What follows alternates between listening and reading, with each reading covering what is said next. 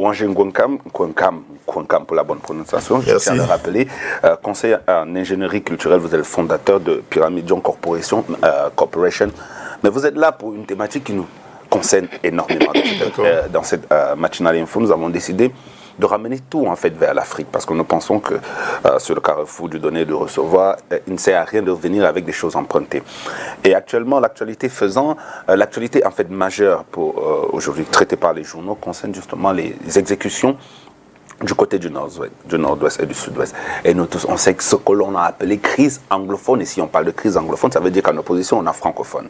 Donc on se retrouve donc dans un pays comme le nôtre, où avec la multiplicité des langues que l'on appelle vernaculaires, mais nous préférons dire langues locales parce qu'elles sont normalement codifiées, nous nous retrouvons avec deux langues officielles qui sont des langues empruntées. Alors vous avez fait un post qui m'a beaucoup interpellé. Voilà pourquoi vous êtes là. Commençons déjà par parler de ça.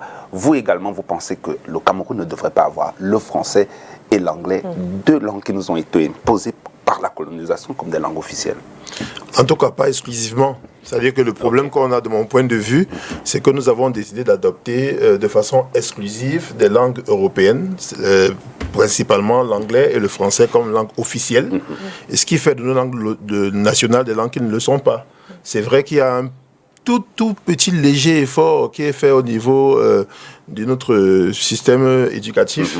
On parle de langue et culture nationale, mais ce n'est pas du tout institutionnalisé. Il n'y a pas de grandes recherches qui ont été faites en la matière. Il n'y a pas de grands efforts qui sont faits sur le plan de la politique culturelle. C'est un problème parce que c'est impossible d'avoir une véritable indépendance politique, c'est-à-dire qu'avoir une véritable souveraineté si on n'est pas capable de s'approprier notre langue. Et je le dis parce que si vous voyez aujourd'hui en Afrique des pays qui vont vers l'émergence, ce sont des pays effectivement qui ont accepté d'adopter des langues nationales comme langue officielle. C'est impossible de dire qu'on va arriver à une intégration nationale, qu'on va se parler entre nous sans pouvoir intégrer. Tu parlais tout à l'heure à juste titre d'un problème aujourd'hui qui est central, qui est crucial, et qui est un problème de mon point de vue culturel, parce que quand on parle, nous sommes ici à Douala dans le Vouri, on est à quelques encablures seulement du Mungo ou bien même du Fako. C'est clair que si vous partez de Bodjongo à Bedi, à Douala, à Bodjongo à Limbe, c'est le même peuple. Et c'est quand même compliqué de dire qu'une fois qu'on a traversé la rivière du Mungo, on est anglophone ou bien de l'autre côté, on est francophone. Et si on se parle, je suis sûr que si les gens d'ici parlent aux autres en Douala et on leur répond en Bakori, je suis sûr qu'il n'y aura même pas de problème pour se comprendre. Parce qu'on aura les mêmes références, la même façon de s'exprimer. Permettez-moi de prendre un exemple de traitement de conflit.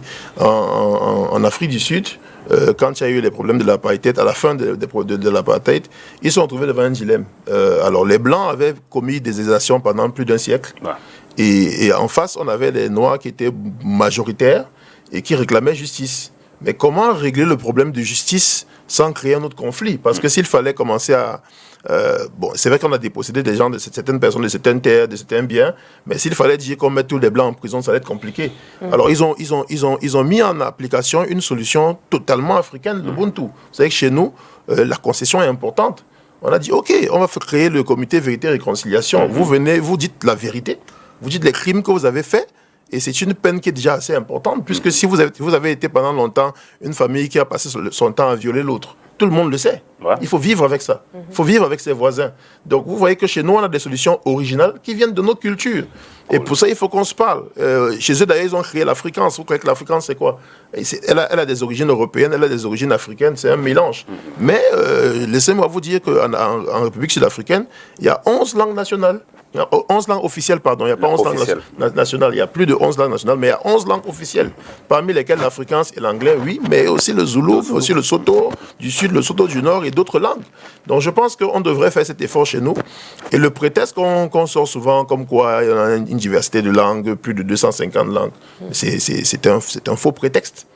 parce que on a plus de 1000 km de frontières avec le Nigeria, par exemple, où on a recensé plus de 900 langues. Oui, au Nigeria. Au Nigeria, on a recensé plus de 900 langues, mais ça n'empêche qu'il y ait des langues qui sont officielles au Nigeria. Au Nigeria, oui. Igbo. Non, oui, bien sûr, il y a les trois grandes langues, justement.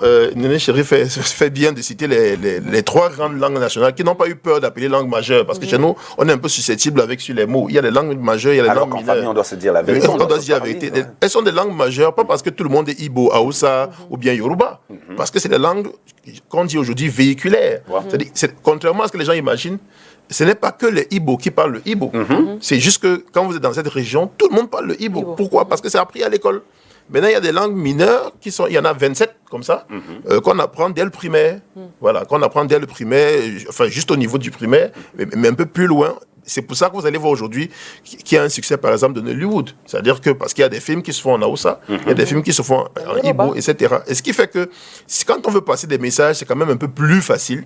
C'est quand même un peu moins compliqué. Et on se comprend. Et on voit toute la force de frappe que le Nigeria peut avoir aujourd'hui dans le monde entier sur le plan économique et même sur le plan politique, que ce soit au niveau du cinéma, que ce soit au niveau, je pense que même celui qui dirige aujourd'hui la BAT, c'est un Nigérian, sur le plan culturel, vous voyez un peu comment est-ce que partout, ils sont très fiers et ils entre guillemets, colonisent un peu. Ils sont très fiers. Mais ils colonisent. Mais si vous allez aujourd'hui aux États-Unis, vous regardez les American Music Awards, il y a une rubrique Afrobeats aujourd'hui. Oh, j'ai dit bien Afrobeats, c'est-à-dire qu'ils ont... Et on va essayer de mettre tout le monde dans cet Afrobeat. Mais bien sûr, mais les Américains, les Beyoncé, les Kelly Rowland aujourd'hui, tout le monde se met à l'Afrobeats. Et Afrobeats chez eux, c'est quoi? C'est une façon aussi pour les Afro-Américains déjà de se reconnecter à leur culture, mais aussi pour les autres de comprendre enfin c'est quoi l'Afrique, parce que à travers leurs textes, les Burna Boy et consorts disent un peu leur vision de l'Afrique. Donc, tout ceci pour dire qu'il ne faut pas que nous soyons frileux, nous, au Cameroun, de prendre à bras le corps un peu ces langues-là. Moi, j'ai grandi au Sud-Ouest et j'avoue que j'ai un peu honte de ne parler ni Bakoulé, ni aucune langue du Sud-Ouest. Ce n'est pas normal. Alors que si vous grandissez en Belgique et que vous êtes en région wallonne, c'est obligatoire, vous apprenez ça à l'école. Et c'est ça, voilà. Et justement, and again, you know, there is something before you travel out of the country or to go to Canada, they will tell you to write an English test examination before you travel. So it becomes something which, of course, you're already saying, because that is why Jumper and I was saying here that if there was an official language for the whole Cameroon, because sometimes we get so frustrated because somebody will tell you that you don't speak English well, you don't speak French well. As if it is your fault that you don't. It is a borrowed language. What we need is something that is going to identify us as Cameroonians. Do you understand? So exactly what you're saying, it is very, very, it is heart touching. Which of course maybe they should be thinking. This generation which is coming up to be able to learn. I know that Bassa is being taught in the university. I don't know how far is it really implemented. As I say, they just try. So they learn here from Bassa. Oui, c'est-à-dire qu'en fait, on a mis sur pied, parce que moi, nous avons tous des enfants. Les miens, quand ils reviennent souvent à la maison, c'est vrai, ils me disent, papa, comment est-ce qu'on dit bonjour dans ta langue maternelle? Et il se trouve justement que moi, je suis normalement romalaphone, c'est-à-dire que je viens du qui chez nous c'est le Homala et ma femme elle vient de la Ménois, donc elle parle une autre langue. Ce qui fait que ce que je trouve dommage dans cette façon de faire, c'est quoi? C'est que en réalité c'est un peu comme si on demande à nos enfants de baragouiner, c'est-à-dire qu'on pose la même problématique à tout le monde. L'exercice c'est quoi? Allez demander à vos parents comment est-ce qu'on dit bonjour dans votre langue maternelle.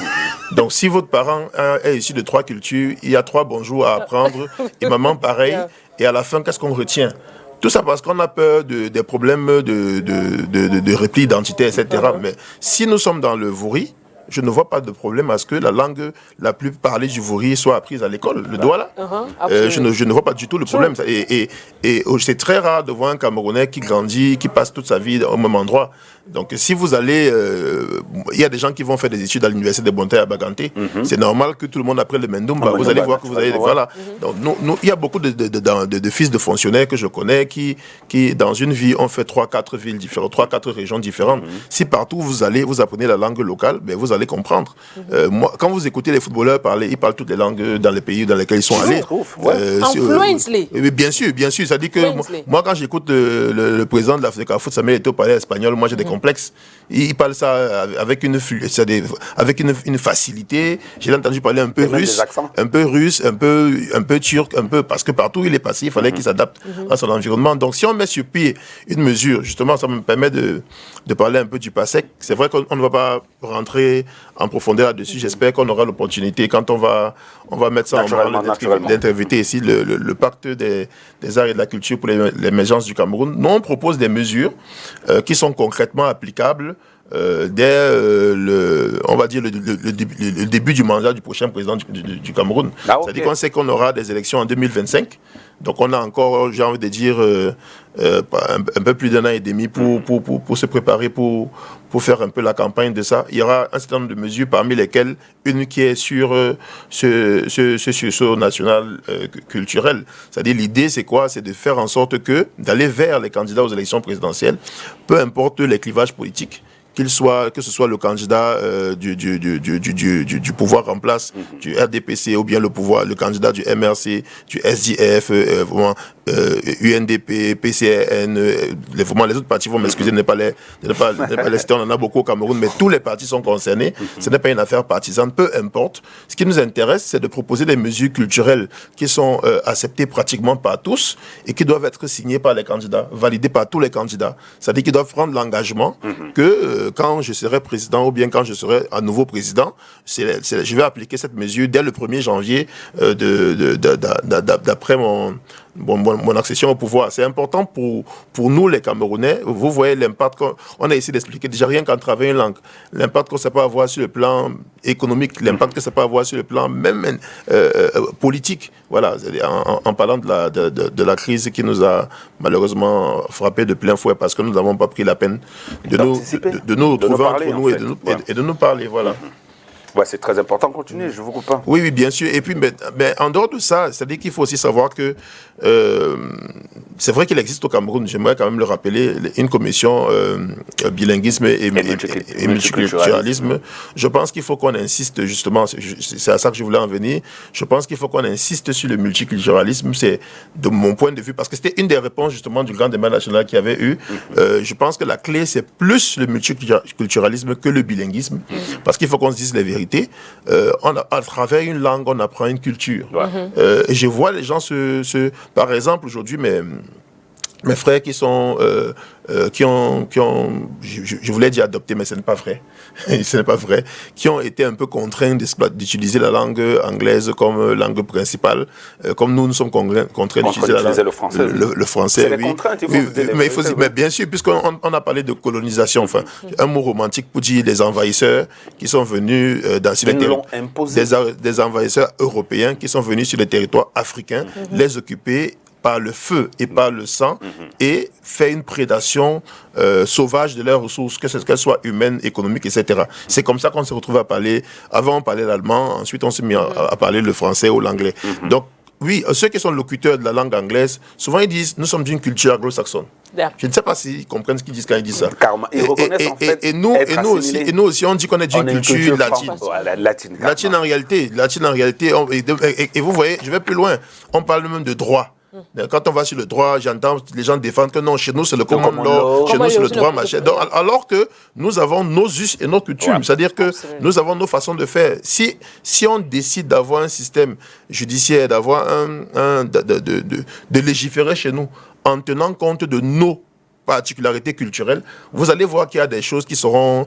Je vais prendre un exemple là tout de suite. Vous allez voir que le mariage sera un peu plus facile, par exemple, au Cameroun. Naturellement. Parce que chez nous, au Cameroun, quand on veut se marier, on fait 3 cérémonies. Oui, on fait 3 cérémonies. On fait une cérémonie dite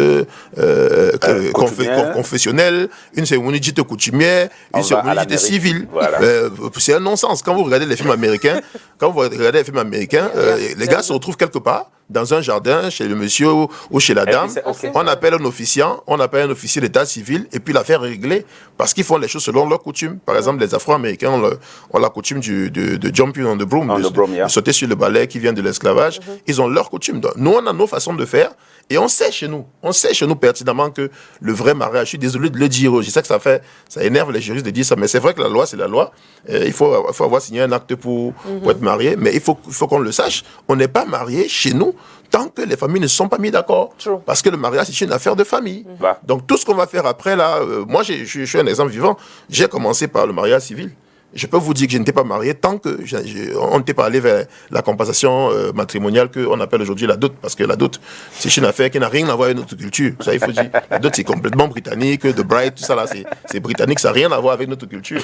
Mais chez nous, on a une compensation matrimoniale qui est qu'une famille vient. Si moi, je dois épouser Néné Chéri, ma famille va voir sa famille.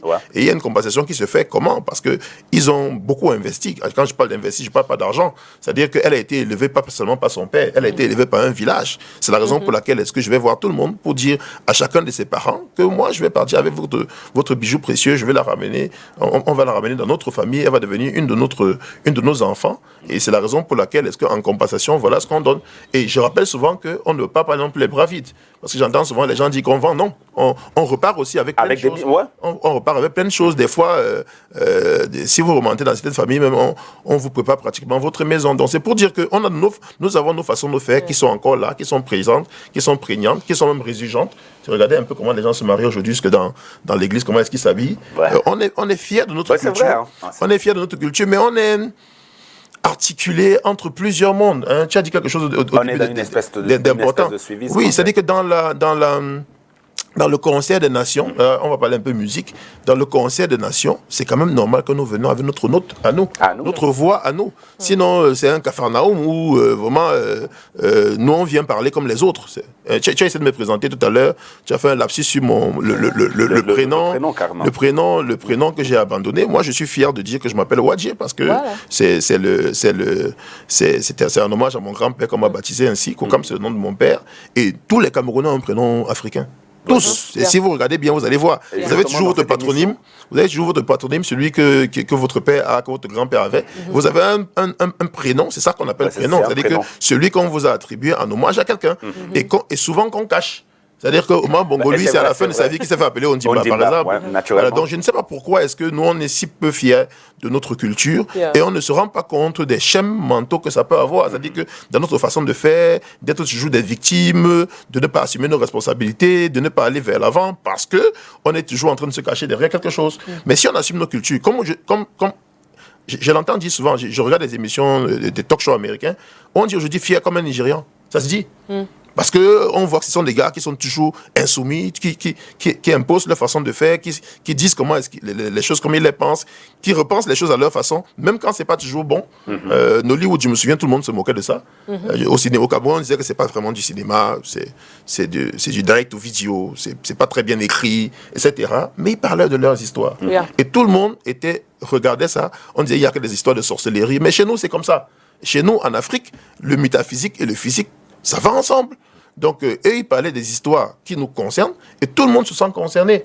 Et au fur et à mesure, avec la quantité, après la quantité est venue la qualité. Aujourd'hui, on voit qu'il y a des acteurs de Nollywood qui vont à Hollywood, carrément. Donc, oui, c'est important, c'est très important de prendre les problèmes culturels à bras le corps, de ne pas croire que la culture, c'est quelque chose de subsidiaire, d'accessoire. Non, c'est quelque chose d'essentiel.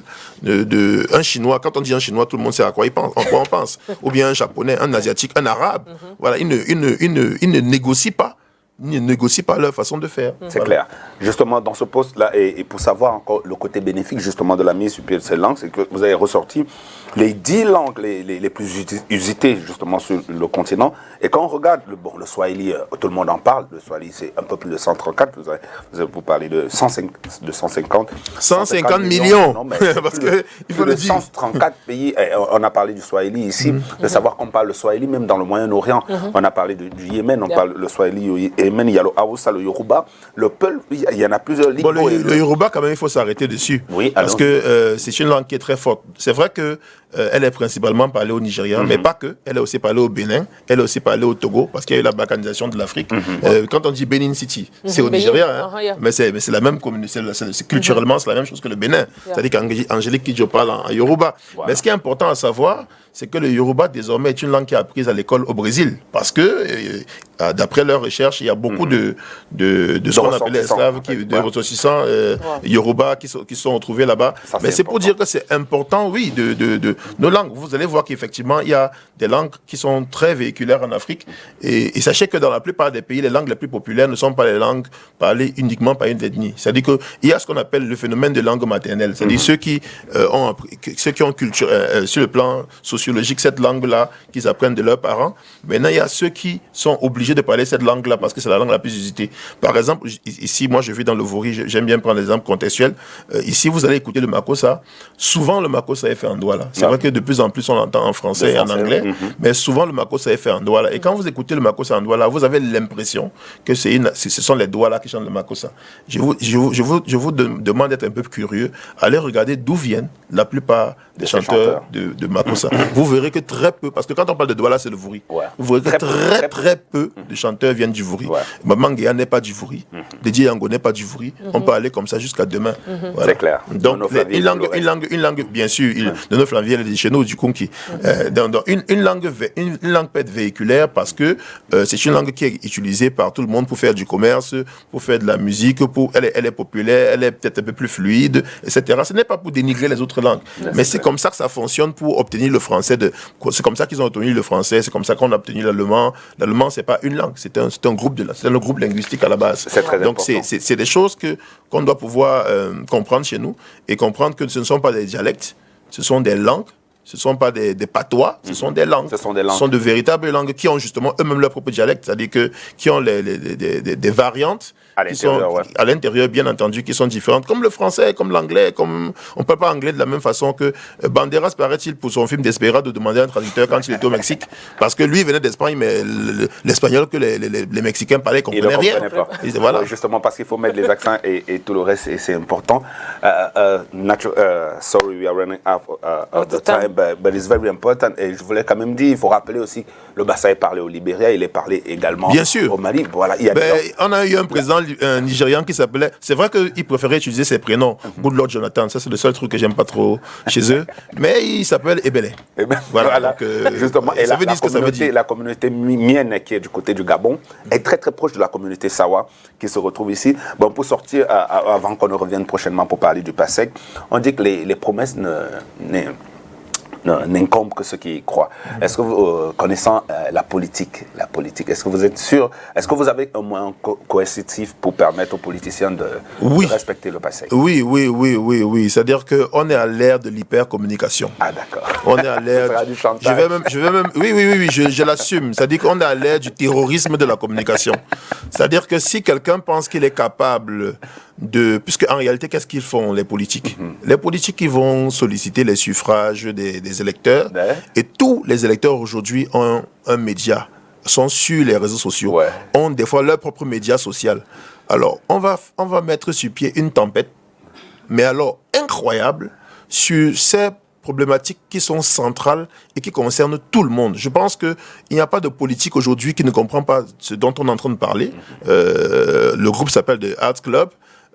Donc c'est quelque chose qui est complètement c'est pas politique, c'est très politique même, mais c'est pas partisan en tout cas. Voilà, donc on va mettre sur pied une campagne de communication incroyable qui va commencer d'ici la fin de l'année, et en 2024 on ne parlera que de ça, je vous le promets. C'est-à-dire que dans tous les sens du terme, c'est-à-dire que ce soit dans les arts des lettres, on a des écrivains, que ce soit dans les arts visuels, on a des plasticiens, que ce soit dans les arts audiovisuels, on a des cinéastes, des gens qui font les séries télévisées, que ce soit dans les arts du spectacle vivant, on a des musiciens, on a des gens qui font du théâtre. On va en parler dans toutes les langues du Cameroun, à toutes les sauces, de toutes les façons, et on va les interpeller de façon directe. Parce que quand ils vont venir avec leurs programmes électoraux, la première chose qu'on va faire, c'est que qu'est-ce que vous avez prévu sur le plan culturel? Qu'est-ce que vous avez prévu sur le plan culturel? Et on va détricoter mesure par mesure, ligne par ligne, si vos programmes sont réalistes ou pas, et si elles intègrent les aspirations du peuple ou pas.